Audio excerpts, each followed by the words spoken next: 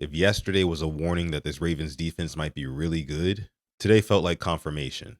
Because Ravens star pass rusher Trey Hendrickson had himself a day. He was reportedly living in the Minnesota backfield. He had 2, maybe 3 what would be sacks. And the important part, he was doing it against Christian Darrisaw, not some third string tackle fighting for a roster spot. This is one of the better left tackles in the league that we're talking about. But Trey Hendrickson was not alone today. Ravens cornerbacks Marlon Humphrey and Nate Wiggins were frustrating Justin Jefferson today. Jacobe Lane had one of his best red zone showings yet. But once again, this Ravens offense had some problems against the Brian Flores defense. This time, I think there's some things along the offensive line that we absolutely need to have an uncomfortable conversation about. Because after 2 days in Minnesota, I'm starting to kind of realize what this Ravens team actually is. And maybe more importantly, what it isn't yet.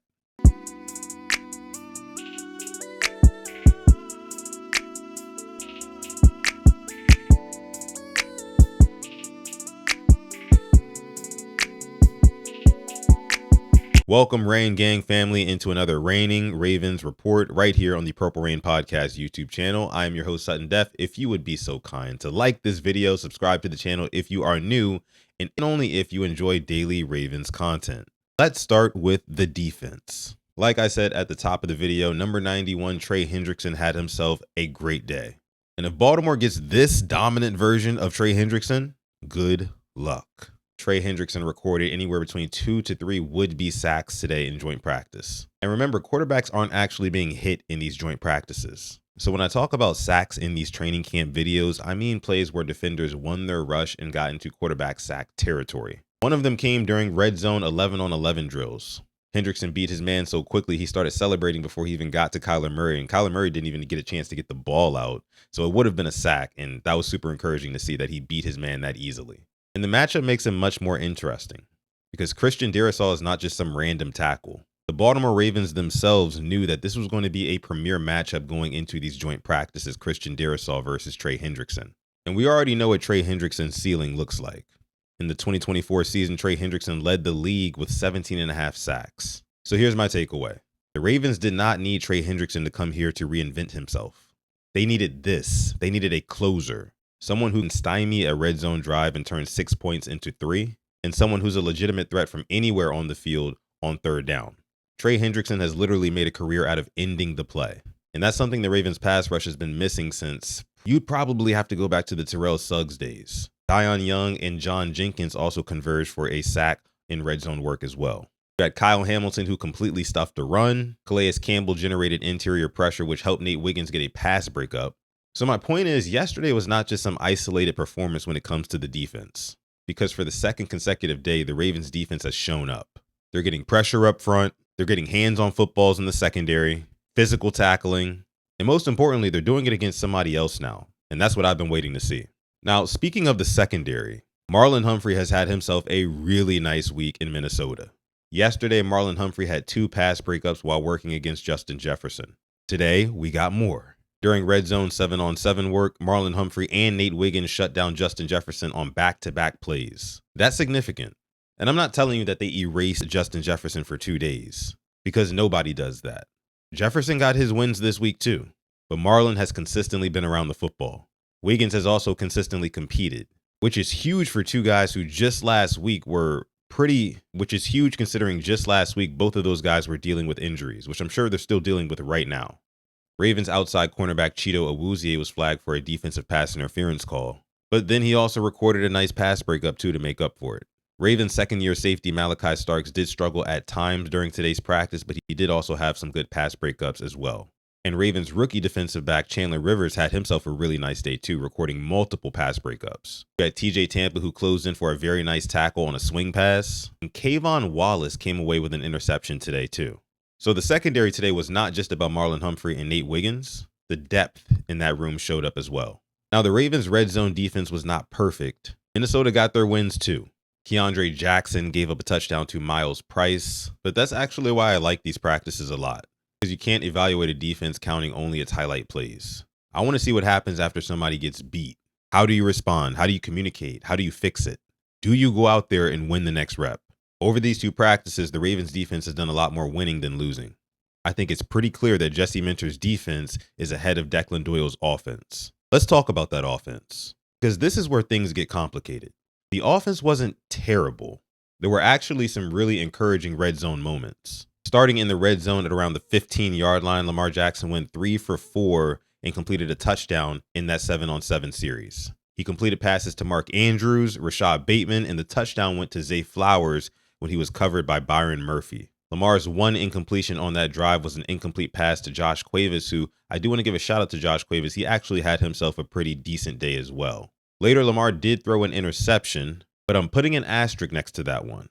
The pass bounced off of Justice Hill's chest and landed right in the arms of Blake Cashman. So like I said, I'm not putting too much stock into that one, but there was another one that came later. We'll get to that soon. But first, we do need to discuss Jacobe Lane. The Ravens and Vikings focused heavily on red zone work today, and this was the first time we got a really good look at what Jacobe Lane is going to look like in the red zone against first-string defenses. This might have been one of my favorite offensive developments of the entire series. Watch this.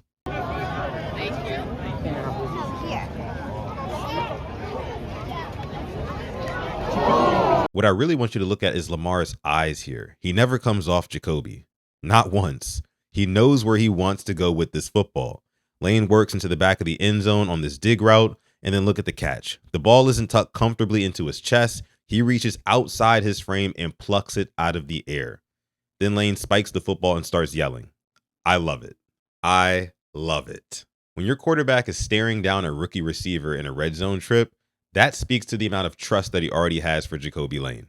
Lamar basically said, hey, look, I'm going to give you an opportunity. Go win. And Lane did.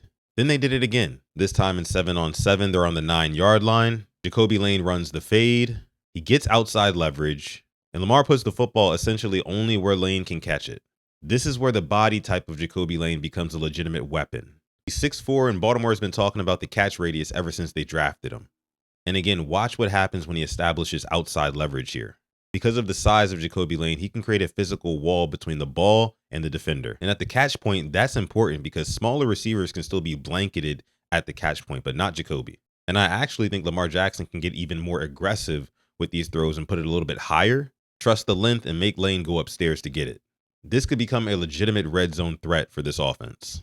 I mean, it's becoming obvious that even off the field, these guys are developing a trust and a relationship with each other, which I think is going to directly translate to on the field as well. Because if we're being real, quarterback and wide receiver chemistry doesn't just come from inside the playbook. Comfort, communication, those things matter. And knowing somebody's personality also matters. And for a rookie wide receiver trying to earn Lamar Jackson's trust, spending time with your quarterback certainly ain't a bad thing.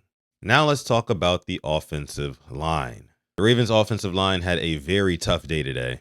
Most specifically, left tackle Ronnie Stanley. Vikings outside backer Dallas Turner had himself a dominant day. Just like Trey Hendrickson, he recorded himself 2, maybe 3 would-be sacks. Now, in the Ravens case, I am more careful about practice sacks because, as we know, it's not just as simple as getting to Lamar Jackson and getting him down. If Lamar Jackson is healthy, he can definitely escape a sack or 2 or 3. He's one of the most difficult quarterbacks in football to put on the ground. But the fact of the matter is the protection was losing today. And that's something Baltimore needs to clean up, and soon. I also want to talk about how Brian Flores is giving Declan Doyle a final exam on the first day of school. But I also think context matters here. Minnesota is probably one of the best defenses that the Ravens could have gotten for this exercise, because Brian Flores does not let an offense breathe. Since Flores took over the Minnesota defense, they have blitzed at a 47% rate. That is the highest rate in the NFL over that 3.5-year span. More than 8 percentage points above the next closest team. And this is Declan Doyle's first year calling an offense on his own. That's like taking your first driving lesson in Manhattan during rush hour. You're probably going to make mistakes, but if you can eventually become comfortable here, Sunday afternoons start looking a lot less intimidating. So I am concerned about the Ravens offensive line, but I'm not panicking because they're struggling against one of the best defenses in the league in August. I'll wait for the corrections. The next thing I want to get into are these 2-minute drills. The problems continue. For the second consecutive day, the Minnesota Vikings won the 2-minute session. Baltimore's first team defense actually did its job and held the Vikings to only 3 points. That's a win for the defense. Then when the Ravens offense got on the field, their drive ended with an interception of Lamar Jackson from his cousin, James Pierre of the Vikings. I'm just going to be delusional here straight up and just say that Lamar Jackson was just trying to get his cousin a job. But jokes aside, the Ravens lost the 2-minute drill 3-0. And that's something I want cleaned up. The red zone matters, third down matters, but 2-minute football exposes everything. Communication, protection, clock awareness, decision-making, execution under pressure. You don't get 5 possessions to figure it out. You get 1. In more unfortunate news, Ravens center Danny Pinter, it was reported today that he tore his patella tendon yesterday in day 1 of joint practice, and his season is now over. The patella tendon connects the kneecap to the shin bone and is basically what allows your quadriceps to straighten your knee. So he will need surgery. His recovery timetable is about 9 months. So definitely prayers up for Pinter, but where that leaves Baltimore is in a very peculiar situation, because Danny Pinter had already emerged as the starter on this team, at least with the amount of first team reps he was getting. Now you're down to Ethan Pozick, who's coming off of an Achilles injury in December, and also Javon Gwynn, who does not have a whole lot of experience playing the center position himself. So suddenly a competition that looked like it had multiple options for the Ravens now has much less margin for error. That's probably, no, it definitely is the biggest roster concern coming out of Minnesota. I also do want to mention Tyler Loop. The Ravens kicker hit all 6 of his field goal attempts today.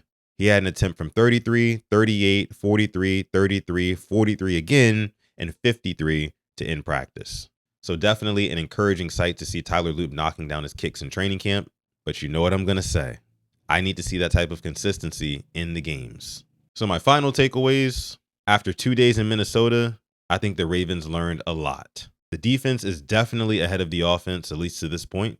And I think what we really watched over the last 2 days was just a heavyweight battle between Brian Flores and Jesse Minter, 2 great defensive minds. I think if I had to score these last 2 days of joint practice like it were an actual game, I would give the Ravens a 16-13 victory. So yeah, it was a defensive struggle. But let me know what you think your score would be down below. Get creative with it too.